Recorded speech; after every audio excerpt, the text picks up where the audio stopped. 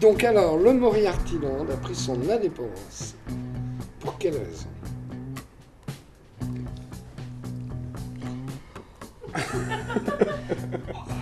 T'attaques fort.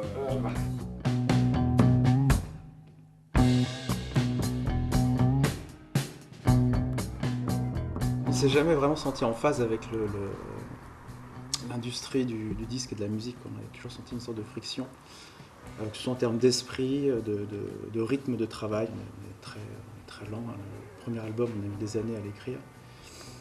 Celui-là aussi, on a mis du temps, le deuxième.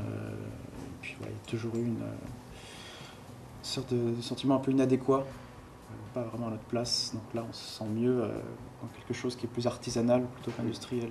Non, c'est vrai que pendant longtemps, on était déjà tout seul.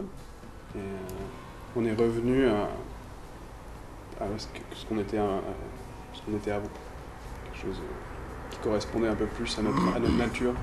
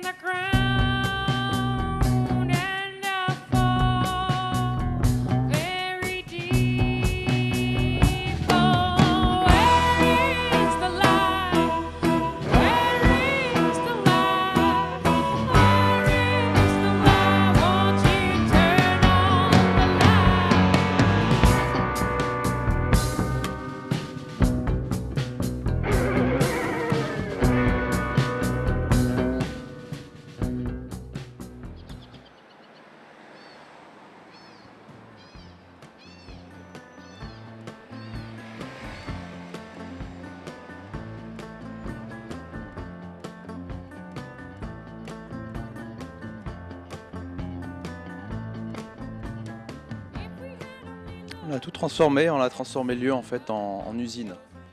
Donc les loges, c'est devenu une sorte d'atelier d'usine où vous voyez les CD ici, en fait on les fabrique, on les dessine, on les graffe, on fait du collage, on met des timbres dedans. Donc c'est devenu une sorte de petit atelier où on transforme les choses et c'est la dernière phase du processus de fabrication en fait des CD, c'est ici.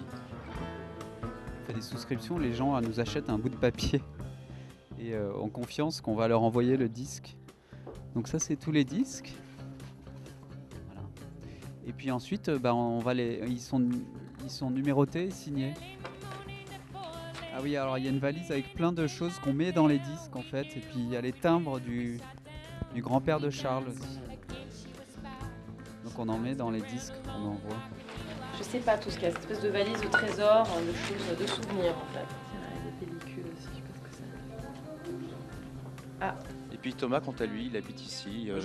En fait, j'ai emménagé au Trianon lundi, il y a 2 jours, le jour de notre premier concert. Et donc je dors ici tous les soirs. Et puis ce week-end, on va passer le week-end ici.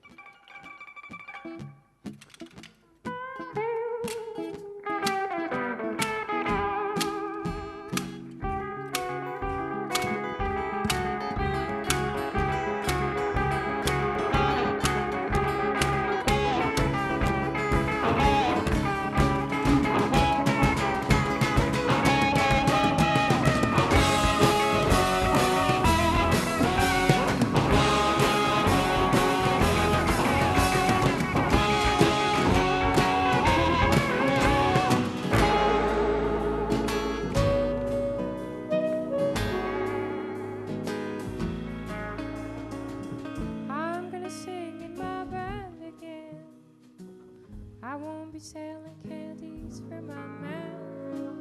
I'm gonna sing in my band again. I won't be selling candies for my man.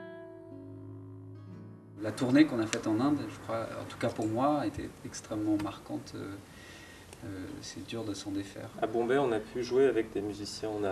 On avait des chansons qui étaient un peu en écriture, en ébauche, et on a tenté pendant une journée dans un studio de Bollywood qui sert normalement à enregistrer des musiques de films, d'inviter des musiciens qu'on ne connaissait quasiment pas avant. C'était des gens qui nous les ont recommandés par rapport à notre musique, et puis on a réinterprété les chansons avec eux.